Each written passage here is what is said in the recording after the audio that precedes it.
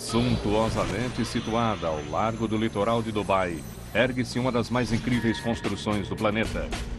Com mais de 320 metros de altura, ela ultrapassa a Torre Eiffel.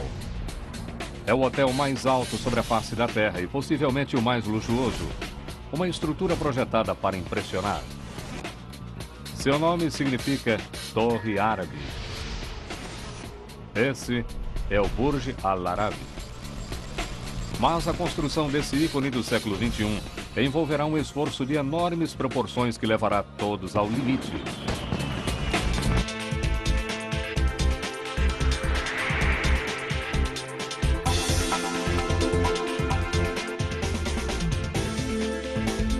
Obras incríveis, Palácio de Sonhos em Dubai. 1994, tem início a construção do hotel que deverá ser o mais alto e luxuoso do mundo. A pressão começa já no primeiro dia. Observados pelo mundo, todos nesse projeto farão o possível para não desapontar esse cliente tão especial. O Sheikh Mohammed bin Rashid Al Maktoum, o príncipe coroado de Dubai, é o visionário por trás dessa incrível construção. O projeto é sua resposta ao sério problema econômico que seu país enfrenta, como bem sabe seu conselheiro, o sultão bin Sulayem. Ele sabia que não temos petróleo, que um dia o petróleo vai acabar e eles terão duas escolhas: fazer alguma coisa a respeito e encontrar formas alternativas de sustentar o povo de Dubai ou ficar parado aguardando ajuda.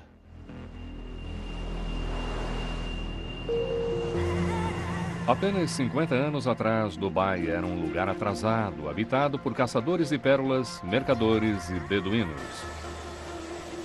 Então, nos anos 60, os exploradores descobriram o petróleo. A súbita injeção de bilhões de petrodólares transformou o país. Mas geólogos preveem que o boom do petróleo irá chegar ao fim em 2016. Quando os poços secarem, a boa vida poderá terminar tão rapidamente quanto começou.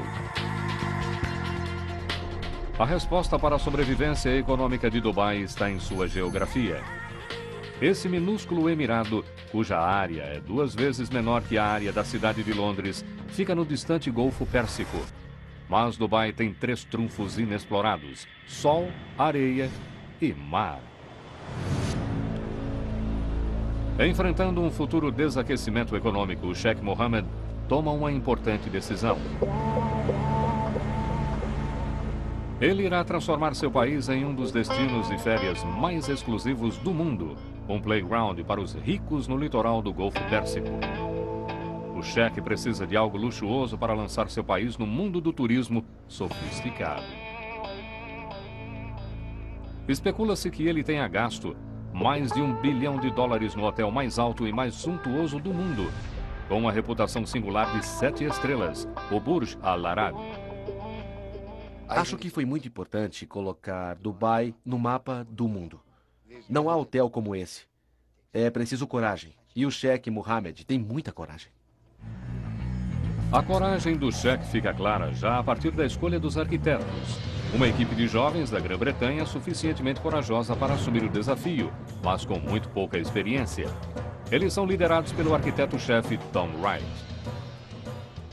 Temos, em média, 32 anos. Não tem ninguém grisalho entre nós. Nenhum de nós construiu nada além de 15 andares. Eu fiquei bastante surpreso, dados a escala e o tamanho do projeto.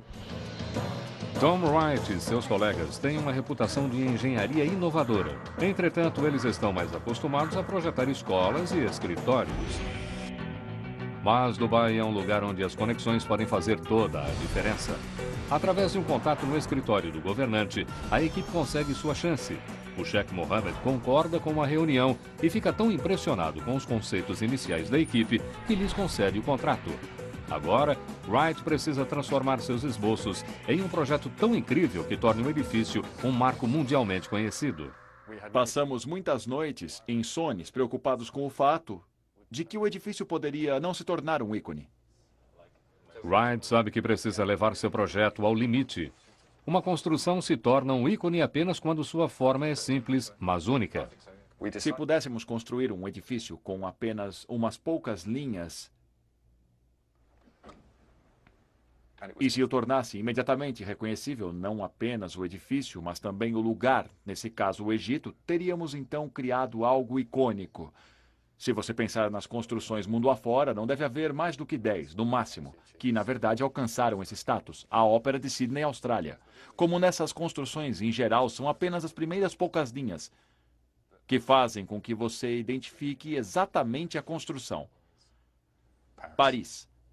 É como se houvesse uma bandeira aqui. Poderiam Tom Wright e sua equipe competir com pessoas como Gustav Eiffel? Trata-se de um desafio de uma vida. Toda a discussão sobre o assunto compensa quando Wright finalmente tem seu momento de revelação.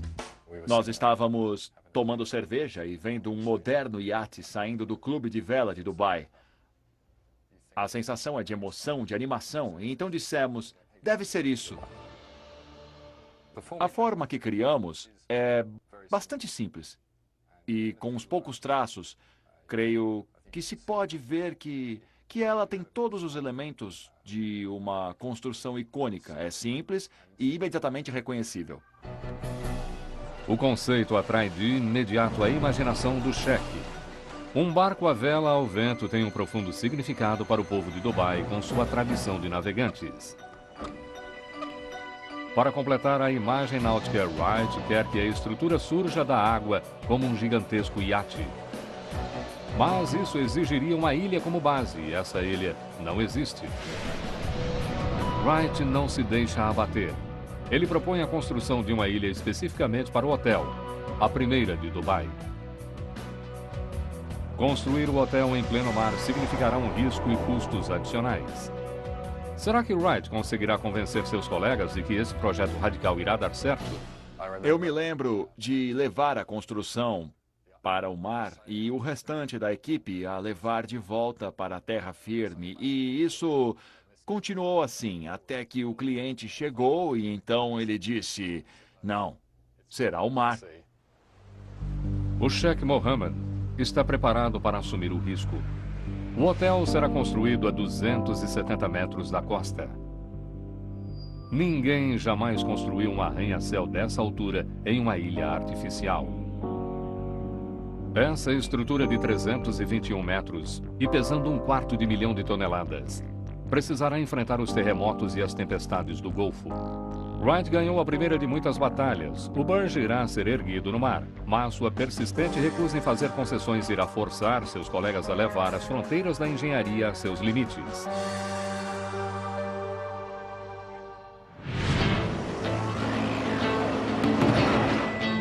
No início de 1995, a equipe de construção começa a trabalhar arduamente na primeira fase, a construção de uma ilha.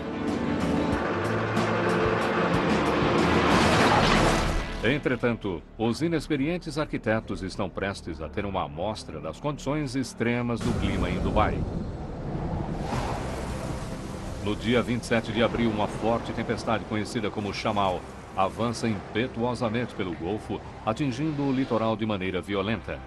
Em seu caminho está um conjunto de barcaças de construção, cada uma carregada com 10.000 toneladas de pedras. Os arquitetos levaram em conta todos os tipos e condições climáticas, mas ainda assim, a intensidade da tempestade choca Simon Crisp. Havia ondas de 3 ou 4 metros atingindo a praia. Ver as ondas se aproximando daquela forma foi realmente um alerta para nós. Uma enorme barcaça se solta e se choca contra o continente. A equipe se dá conta dos danos que uma tempestade como essa poderia infligir a seu hotel-ilha. Tivemos um exemplo realmente revelador da força do Golfo Pérsico quando está enfurecido. A decisão dos arquitetos de expor sua estrutura a essas forças poderá ter sérias consequências. Os engenheiros terão de lutar para construir uma ilha capaz de resistir à fúria da natureza.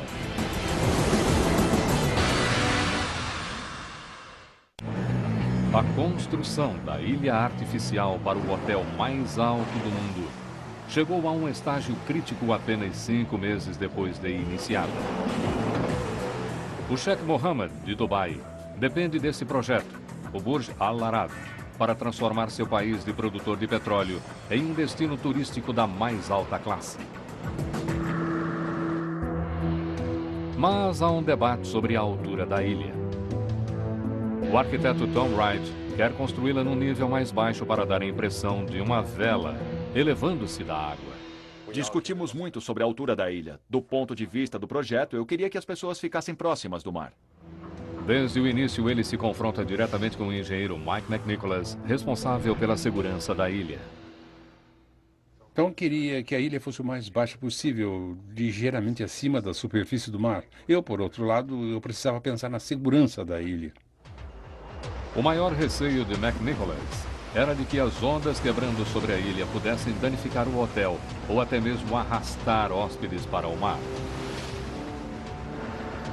No início, os engenheiros planejam construir a ilha usando pedras. Elas estão disponíveis no local e trata-se de uma tecnologia já comprovada. Mas Wright rejeita a ideia. Uma ilha de pedras teria de ser grande demais para repelir o mar com segurança.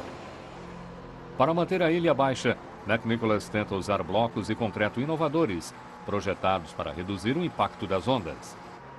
Mas ninguém no Golfo usou esses blocos antes. Tive de insistir para que fizéssemos esse teste no tanque. Era a única maneira de termos certeza de que a ilha seria segura. Os testes reproduzem a força das ondas mais altas que podem ocorrer uma vez a cada 100 anos e as fazem atingir uma série de modelos configurados de formas diferentes. 3 semanas de testes provam que os blocos ocos irão funcionar. A equipe de construção ergue a ilha com íngremes declives de pedra e então os cobre com uma armação de concreto para absorver a força das ondas. Esses blocos engenhosos funcionarão como uma esponja. Quando as ondas os atingem, a água passa por dentro do espaço e dá a volta sobre si mesma. A força é bastante dissipada. Com a ajuda dos engenheiros, o arquiteto Tom Wright ganhou sua batalha por uma ilha segura a apenas 7,5 metros acima das ondas. A equipe começa agora a segunda etapa da construção. No centro da ilha, os trabalhadores inserem enormes cabos de aço no solo, a uma profundidade de 20 metros. Isso cria uma parede triangular de aço conhecida como ensecadeira, que será a parte exterior da base do hotel quando eles retirarem a areia do lado de dentro. Mas a remoção da areia pode ser perigosa. Aquilo foi um verdadeiro desafio para nós e nos deixou sem dormir noite e dia, 7 dias por semana. Como impedir a água do mar de entrar na estrutura? Como impedir que a água do mar vinda de baixo penetrasse ao redor da estrutura, inundando-a? O peso do mar é uma enorme força em seu leito. Essa pressão força a água através da areia e ameaça inundar a ilha artificial por baixo. Para manter o mar do lado de fora, McNicholas injeta cimento líquido na areia a fim de selar sua parede de aço a partir da parte de baixo. Mas à medida que a areia é retirada para formar a base, o peso para conter a força do mar é cada vez menor. A vedação de cimento será testada ao limite. Na pior das hipóteses, a pressão provocada pelo movimento daquela água poderia estourar todo o fundo da escavação como uma rolha de garrafa de champanhe. Se os cálculos de McNicholas estiverem errados, a escavação poderia encher-se de água, matando centenas de trabalhadores. Mas ele se atém a seu projeto. Com a vedação de cimento no lugar, tem início a remoção da areia. Como responsável pelo projeto, ele não irá deixar que os trabalhadores enfrentem os riscos sozinhos. Eu sentia que eu precisava ser um dos primeiros homens lá embaixo, no fundo da escavação, olhando para cima 10 metros de onde eu estava, ciente de que cada lado dessa ensecadeira sofre a pressão de 7.500 toneladas de água do mar. Quando testadas, tanto a parede quanto a vedação aguentaram. Provavelmente um dos momentos de maior orgulho de minha carreira foi estar ali naquela escavação, olhando ao redor e vendo a parede de aço e pensando que estávamos contendo o mar. Meu projeto havia funcionado. Novembro de 1995. A ilha artificial para o hotel mais alto do mundo está terminada. A equipe de construção inicia a terceira etapa desse projeto único, as fundações. A sustentação necessária para qualquer arranha-céu é bastante grande, mas o local de construção do Burj Al Arab apresenta um desafio adicional. Nunca se havia construído algo assim sobre solo aterrado. Quer dizer, estávamos falando de uma torre de 300 metros de altura sobre uma ilha artificial, 6 metros no Golfo Pérsico. Os problemas se multiplicam quando os resultados dos primeiros testes do CERN revelam más notícias. A equipe buscando um leito de rocha firme perfurou até as profundezas do leito do mar, mas nem mesmo a 180 metros abaixo havia rocha sólida. Isso dificultará muito o trabalho, mas os arquitetos continuam desafiantes. Uma pessoa comum acharia que somos loucos construindo algo assim sobre areia, ainda mais na água. De que forma essa estrutura de 300 metros irá suportar terremotos e ventos de quase 150 km por hora, quando suas fundações dependem de nada mais sólido do que areia? Em uma ilha artificial, a 270 metros ao largo da costa de Dubai, os trabalhadores estão preparando o solo para a construção do maior hotel do mundo, o Burj Al Arab. Mas não há leito de rocha firme sob o local para sustentar as fundações para um arranha-céu. Os arquitetos têm um plano. Eles querem sustentar o Burj usando estacas de sustentação de concreto reforçadas com aço, colocadas em perfurações a uma grande profundidade na areia. E o que impedirá que toda a estrutura simplesmente afunde? Eles estão se valendo do chamado atrito superficial, a resistência que impede a fricção entre duas superfícies duras. Atrito superficial aqui significa o contato entre a areia e a superfície da estaca. Quanto mais longa a estaca, mais profundamente ela penetra no solo e maior aquele efeito. Vou demonstrar isso agora batendo nela. Vocês verão que ela começa a afundar rapidamente com os primeiros impactos. E agora começa a ficar um pouco mais difícil. Embora eu não esteja usando mais ou menos força nas batidas, o atrito superficial está começando a acontecer.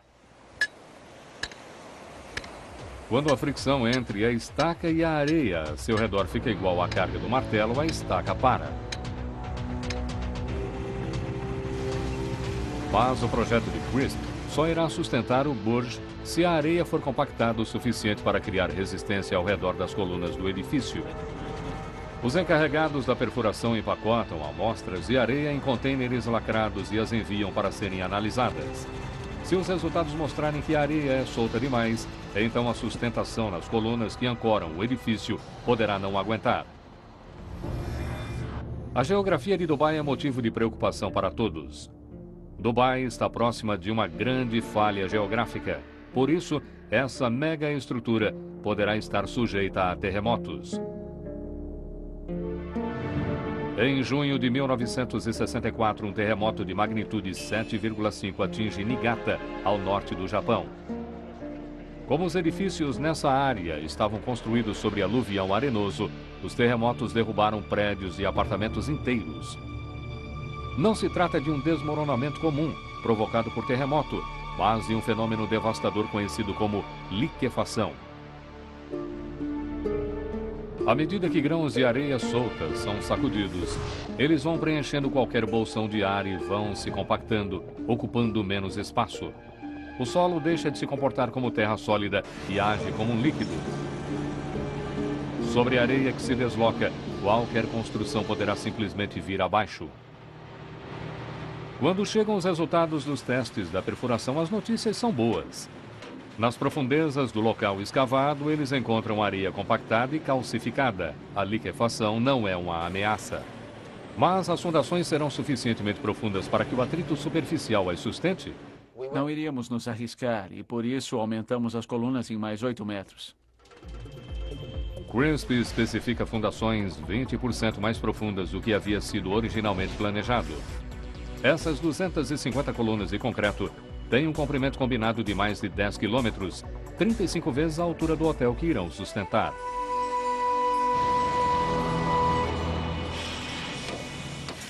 Esse edifício tinha de resistir às piores condições no Golfo. O hotel em si tem leves paredes de concreto, incapazes de suportarem sozinhas os impactos da natureza.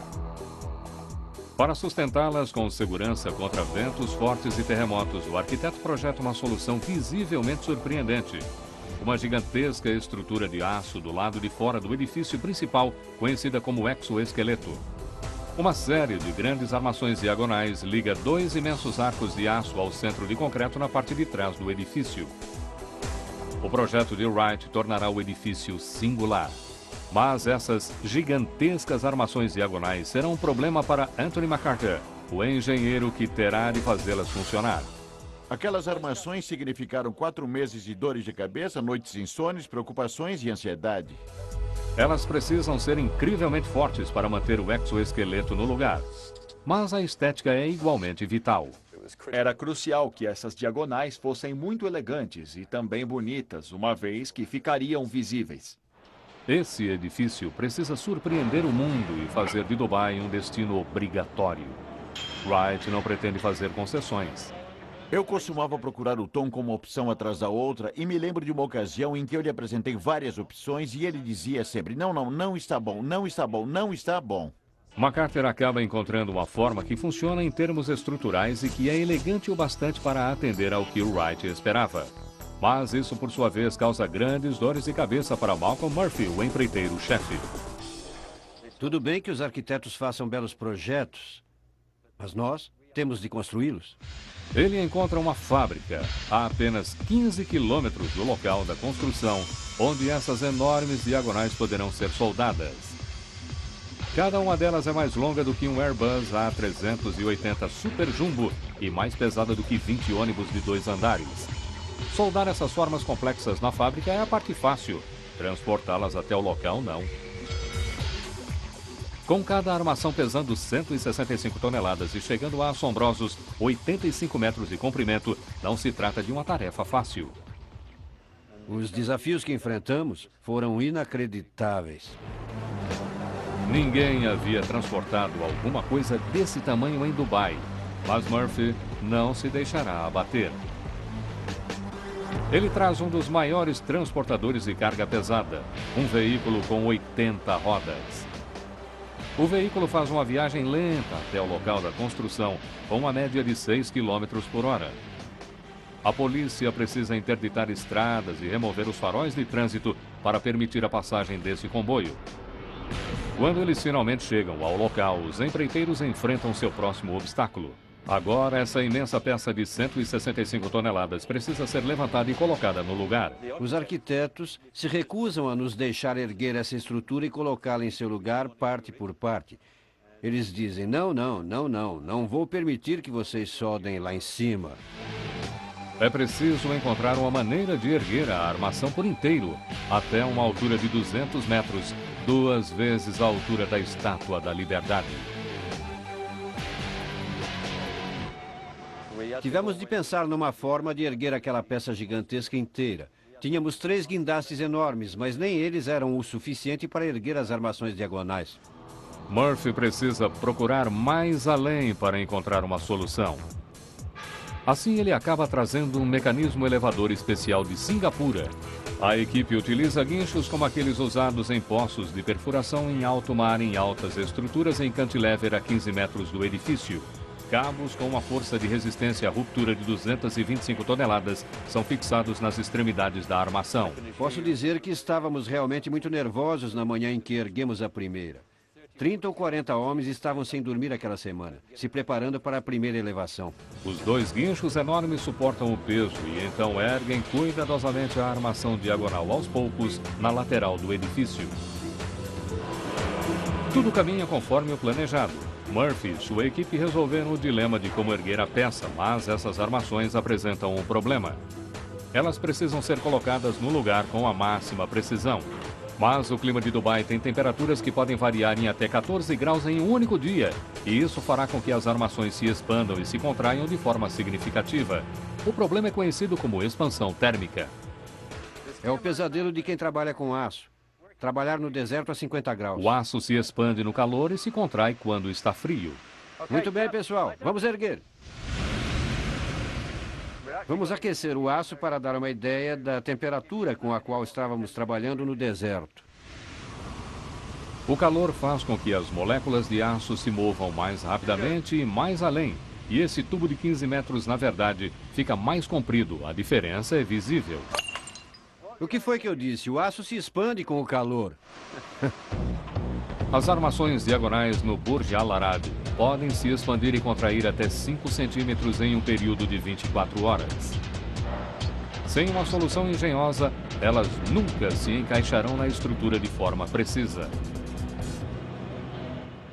Os engenheiros pensaram a respeito e os fabricantes da estrutura, os fabricantes de aço, os arquitetos, todos pensaram a respeito. E, na verdade, foi um dos arquitetos que surgiu com essa grande solução. Na estrutura, as cantoneiras de fixação têm uma arruela cuja abertura fica afastada do centro. Ela gira até que se alinha com a abertura na armação diagonal. Então, um pino de aço fundido de cerca de 30 centímetros de diâmetro é inserido através das duas aberturas, travando-as numa só peça. Esse engenhoso dispositivo dá à equipe os 5 centímetros vitais que eles precisam para a instalação e a armação está agora em segurança no lugar. Quando conseguimos o encaixe, foi um estouro de rolhas de garrafas de champanhe inacreditável. Mas o tempo para a comemoração é pouco e precioso. Os primeiros convidados VIP chegarão antes do milênio. Isso dá à equipe menos de 36 meses para completar todo o projeto.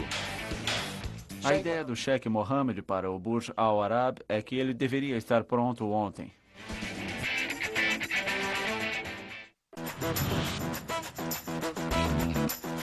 Janeiro de 1997. Um gigante se ergue no Golfo Pérsico. O Burj Al Arab deverá ser o hotel mais alto do mundo, a última palavra em luxo e um imponente símbolo para Dubai. O arquiteto Tom Wright quer que o edifício seja belo. É preciso que as seções de aço do exoesqueleto que sustentarão o edifício sejam em menor número possível. A vista dessa suíte, cuja diária é de $2.000, terá de fazer jus ao preço. Quando você está na suíte, olhando pela janela, a estrutura está bem na sua frente. Por isso, ela precisa ser bem detalhada e bem posicionada. Mas isso cria um dilema. Se Wright fizer o exoesqueleto leve demais, a força do vento a 300 metros acima do Golfo poderia sacudir o edifício e fazê-lo desmoronar. Se Wright deixá-lo pesado demais, o elegante perfil de sua estrutura em forma de iate estaria arruinado. Mais uma vez, Wright e os engenheiros que precisam tornar esse hotel seguro se veem em um beco sem saída. Quando se está projetando um edifício mais alto do que a Torre Eiffel, e você nunca fez isso antes, você quer ter certeza que está fazendo tudo de forma correta. Essa estrutura é tão incomum que pela primeira vez na história de Dubai, os engenheiros resolvem fazer testes em um túnel aerodinâmico. Volker Gutgereit, engenheiro de aerodinâmica, sabe que o Burj Al Arab é uma construção singular. Antes dessa construção, a maior parte dos edifícios do Golfo tinha uma forma bastante ortodoxa, quadrada ou então retangular, e não chegavam nem perto do que estamos construindo agora. Executar um teste num túnel aerodinâmico para um edifício no Golfo chegava a ser ultrajante. Entretanto, para essa estrutura extraordinária, este teste é essencial. O túnel aerodinâmico simula os efeitos do vento do Golfo ao redor desse modelo construído em escala de 1:50. Esse edifício está enfrentando cargas bastante violentas, que chegam a quase o dobro do que ele enfrentaria em Londres. Medimos sucções que eram da ordem do peso de um carro pendurado tentando sugar o painel do edifício. Por isso, trata-se de um teste e tanto. O túnel aerodinâmico traz resultados que poderão ameaçar todo o exoesqueleto. Quando vimos o projeto pela primeira vez, houve uma preocupação imediata quanto à vibração devido ao desprendimento de vórtices. O fenômeno de desprendimento de vórtices é um pesadelo para os engenheiros. Determinadas condições do vento soprando sobre bordas aguçadas em estruturas de aço podem criar mini tornados. Isso cria vibrações perigosas capazes de abalar e destruir um edifício. E foi exatamente isso que aconteceu com essas enormes torres de resfriamento em Ferrybridge, ao norte da Inglaterra, em 1965. Os engenheiros precisam encontrar uma maneira de proteger o Burj Al Arab.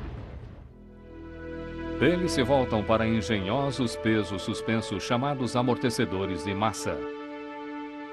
Eles são instalados em pontos vulneráveis no exoesqueleto. Quando o vento sopra e o desprendimento de vórtices começa a criar vibrações perigosas, o peso de 5 toneladas é que irá balançar, e não a estrutura, levando as vibrações para dentro dos limites de segurança. 11 desses sistemas são colocados desde o alto do mastro de 60 metros, descendo através de cada uma das estruturas de aço curvadas. Esses amortecedores eliminam a ameaça com segurança. Junho de 1997. Dubai está se reinventando como um destino turístico de luxo. Esse antigo hotel é implodido, enquanto o Burj Al Arab, símbolo do novo Dubai, se aproxima de sua forma final. Apenas 30 meses antes do prazo final, a equipe começa a construção do maior desafio da engenharia. O Sheikh Mohammed quer que o edifício surpreenda. Por isso, o projeto exige um restaurante que pareça estar suspenso no ar. Gosto da ideia do visitante como se estivesse sentado no espaço, desfrutando da vista do Golfo Pérsico e de Dubai, como se estivesse flutuando nas nuvens. Toda a ideia de estar suspenso no espaço faria de seu jantar uma experiência inigualável. O Al Muntaha, ou o máximo em restaurante com visão do alto, estará a 200 metros acima do mar, projetando-se a quase 27 metros em ambos os lados, a partir do estreito núcleo central do edifício. Mais uma vez, Wright lança um desafio ao engenheiro de estruturas Anthony McCarter. Será que ele conseguiria manter essa estrutura excêntrica em forma de asa, sem qualquer tipo de sustentação visível? Quando Tom me mostrou a estrutura pela primeira vez, devo admitir que eu pensei que ele estivesse maluco. Esse salão tem, na verdade, o tamanho da maior parte dos edifícios e Tom havia resolvido que queria prender-o fora do centro de gravidade da estrutura de suporte. Ele ficaria pendente na brisa, só com os engenheiros estruturais para manter-se de pé. Mas se os cálculos dos engenheiros estiverem errados, toda a estrutura poderá desmoronar de uma altura de 200 metros até o solo. McCarter encontra uma solução para a força da gravidade que leva a engenharia convencional a novos patamares. No centro de concreto, na parte de trás do edifício, ele coloca uma série de suportes de aço conhecidos como encaixes. 10 enormes vigas de aço saem dos encaixes até alcançarem 1,60 m de altura. Essas vigas formam a base do rígido piso de aço. O exterior, em forma de asa, pode ser anexado a ela e então todo o restaurante é revestido de alumínio e vidro. Essa estrutura que desafia a gravidade irá suportar ventos de quase 160 km por hora. É um triunfo da engenharia. Mas os engenheiros já utilizaram 4 de seus 6 anos de prazo. Ninguém pode se dar ao luxo de diminuir o ritmo.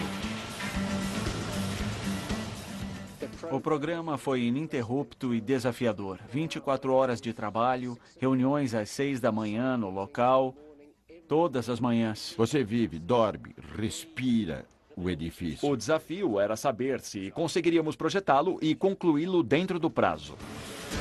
O Burj Al Arab deve ser inaugurado a tempo para a comemoração do milênio daqui a apenas 2 anos. A mídia mundial acompanha a construção para ver se o hotel será a obra-prima prometida pelo chefe e se a equipe conseguirá completá-la dentro do prazo. A única maneira de terminá-la a tempo é começar a decoração interna bem antes da conclusão da parte externa. Em um lugar com clima temperado, isso não seria um problema. Mas a umidade em Dubai chega a 100% e as temperaturas podem chegar a abrasadores 49 graus. Essas condições simplesmente não permitirão que a equipe aplique acabamentos delicados como folhas de ouro, seda e madeira entalhada. Se começássemos a utilizar materiais suscetíveis à umidade, naquela etapa da construção, eles se esfacelariam. Para conseguir cumprir o prazo, os empreiteiros precisam condicionar o ar desse gigantesco edifício abaixando significativamente a temperatura. O primeiro passo é revestir o edifício, acrescentando a parede final. a icônica vela branca de Wright. Mas isso será difícil. Eles estendem seções de fibra de vidro entre enormes vigas horizontais. A superfície é pré-revestida com teflon para resistir à poeira e à areia. O resultado é mais um pioneirismo para o Burj, a maior parede de tecido do mundo. As propriedades refletoras da vela branca irão ajudar a manter a temperatura baixa. Mas os empreiteiros ainda precisam encontrar uma maneira de os caminhões entrarem no edifício sem que o calor do deserto entre também. A solução é instalar uma enorme câmara de compressão. O caminhão entra e depois para enquanto as portas se fecham atrás dele. Um segundo conjunto de portas então se abre e o veículo sai do edifício. Agora a câmara de compressão e a vela lacram o edifício. Mas o resfriamento de um lugar dessas dimensões durante sua construção poderia criar contratempos de grandes proporções. Essa estrutura singular ostenta agora o maior átrio do mundo, com impressionantes 180 metros de altura. Todo esse ar quente pode conter muito mais vapor de água do que ar frio. Se os engenheiros resfriarem muito depressa esse ambiente quente e úmido, eles poderão criar uma condensação incontrolável. Poderíamos ter uma nuvem de chuva formando-se no topo do átrio, causando enormes danos para o projeto interior. A única maneira de evitar nuvens de chuva irá custar um tempo precioso. Os empreiteiros se voltam para o gigantesco sistema de resfriamento e abaixam a temperatura interna constantemente, menos de 1 grau por dia. Dado o cronograma, isso é terrivelmente lento. Começamos a resfriar o edifício em junho de 1998. Em dezembro de 98, ele estava dentro do pretendido. Finalmente, a decoração do interior pode começar. Mas a busca por um designer capaz de criar interiores dignos de um cheque provoca ainda mais atrasos. Quan Chiu, que já trabalhou para o sultão de Brunei, sabe exatamente o que é preciso para satisfazer a realeza. É uma ótima notícia quando ela concorda em assumir a decoração do hotel mais luxuoso do planeta com suas 202 suítes suntuosas e seu átrio de 180 metros. Mas ela tem apenas 24 meses do projeto ao término para que esteja tudo pronto para os hóspedes que fizeram reservas para o milênio. Eu tinha um programa realmente muito apertado. Portanto, o que fizemos foi o que o escritório todo, todos os 50 projetistas fizeram. Deixaram tudo o que estavam fazendo e passaram a trabalhar unicamente no Burj Al Arab. Ela enfrenta não apenas um cronograma frenético. O chefe Mohammed espera que ela surpreenda o mundo. O cliente basicamente nos pedia que projetássemos alguma coisa que nunca fora antes projetada e que nunca viesse a ser projetada novamente. Quan Chiu e sua equipe fazem o que é possível e começam a produzir interiores que esperam venham a satisfazer a ambição do chefe. Mas à medida que se esforçam para cumprir o prazo, surge um outro problema ainda mais sério. O chefe quer oferecer aos hóspedes em suas suítes todos os dispositivos eletrônicos possíveis. Essa nova exigência poderá ter consequências perigosas. Um novo membro da equipe é posto subitamente sob enorme pressão. O engenheiro elétrico Rob Rios enfrenta o maior desafio de sua carreira. Foi feito um novo projeto, um projeto de interior totalmente novo, o que implicou, da noite para o dia, um aumento de quase 50% da carga elétrica do edifício. Os novos planos do cheque significam que cada suíte precisa de 14 kW. Isso equivale a 8 vezes a carga de uma casa europeia normal, para cada suíte. Com 202 suítes, trata-se de eletricidade suficiente para uma cidade de mais de 6.000 habitantes. Todas as cortinas do hotel serão eletrônicas. Haverá 52 mil lâmpadas, a maior parte com redutores de intensidade de luz e mais de 5.000 quilômetros de cabos elétricos. Todos esses aparelhos eletrônicos poderão distorcer a forma de onda da corrente elétrica e criar um problema conhecido como distorção harmônica. Isso poderá levar ao derretimento da bainha ao redor dos cabos com corrente e provocar um incêndio devastador. Era uma situação totalmente inaceitável, mas tivemos de lidar com ela. Sua resposta leva a engenharia elétrica a um novo patamar. Ele projeta um sistema de filtro harmônico. Primeiro, o sistema detecta a distorção eletrônica. Em seguida, envia uma corrente que é sua imagem espelhada, a fim de anulá-la. É o que se chama antifásico e funciona como fones de ouvido para evitar ruídos. Ele instala os filtros em andares estratégicos no ponto em que a eletricidade entra no edifício. Ninguém havia feito um sistema nessa escala antes. Foi a maior instalação de filtro ativo do gênero num edifício como esse já realizada no mundo todo. Uma solução de primeira linha para uma mega estrutura de primeira linha.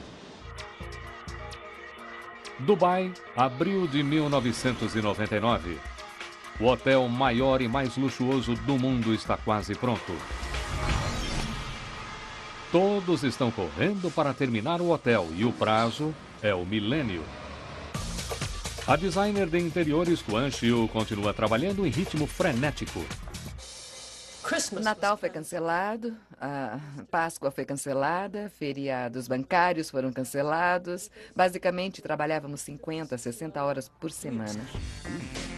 As instruções do cheque são chocar, inovar, surpreender os hóspedes com um moderno palácio árabe. E ela faz isso com mais de 24 mil metros quadrados de mármore da Itália e do Brasil, o equivalente a quase 3 campos de futebol. Mais de 8 mil metros quadrados de folhas de ouro de 22 quilates dão a desejada impressão de luxo. E ela completa a aparência de total deleite com candelabros de cristal, urdiduras de prata e veludo. Mas para o maior átrio do mundo, Quan Chiu toma uma decisão radical. Ela opta pelo minimalismo. Deixa que a complexa arquitetura fale por si só e a pinta toda de branco. A decoração do interior está quase dentro do prazo.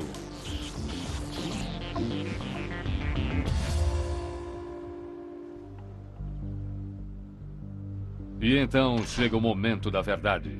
O Sheikh Mohammed irá examinar o trabalho e fazer sua avaliação. O homem por trás de todo esse projeto está encantado com o estilo pomposo das luxuosas suítes. Mas terminam aí as boas notícias.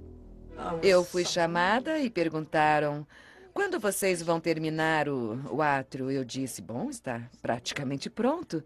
E, bom, infelizmente a resposta foi não. Onde estão as cores? O cheque rejeita por completo o estilo em branco do átrio. É simples demais. Não é espetacular, não é radiante o suficiente, não está colorido, nem rico bastante. Quan Chiu teve de refazer completamente o projeto e decorar o átrio mais alto do mundo em apenas 6 meses. Eu estava dormindo, basicamente morando no Burj Al Arab, correndo de um lado para o outro. Essa é sua última chance de fazer a coisa certa e por isso ela se prepara para deslumbrar. Ela projeta um show de luzes para dar vida à parede de tecido mais alta do mundo. Fontes no lobby criam movimentos rítmicos com água. Grandes aquários dão as boas-vindas aos visitantes enquanto eles sobem as escadas rolantes. E ela transforma radicalmente a visão do átrio em um arco-íris de cores vibrantes. Será que isso agradará ao Sheikh Mohammed? Todos estão aflitos. A adrenalina estava a toda e nós passamos noites sem dormir antes da inauguração. A resposta do cheque é definitiva. Sim, ele fica encantado e aprova o projeto. O Sheikh Mohammed acredita que o hotel tenha se tornado quase um 6 a 7 estrelas. A realização de seu sonho. A concretização de seu sonho. Em dezembro de 1999, um mês antes do milênio, as portas se abrem para os primeiros e ricos convidados. E o Sheikh Mohammed vem apreciar o último pôr do sol do século em seu magnífico e novo hotel. O arquiteto Tom Wright e sua equipe cumpriram sua missão. Cada uma das partes dessa icônica estrutura é extraordinária. No restaurante no térreo, uma equipe de mergulhadores cuida de 700 peixes exóticos nesse aquário de 280 metros cúbicos. O resultado permite que os convidados estejam próximos dos tubarões enquanto fazem sua refeição. Do lado oposto do hotel mais alto do mundo, esse incrível feito de engenharia, o restaurante em Cantilever, é a visão de Tom Wright de uma sala de refeições nos céus. Uma combinação espetacular de fogo e água saúda as pessoas antes mesmo de elas entrarem no edifício. Hospedar-se aqui não é barato. A diária de uma suíte chega a custar até $28.000.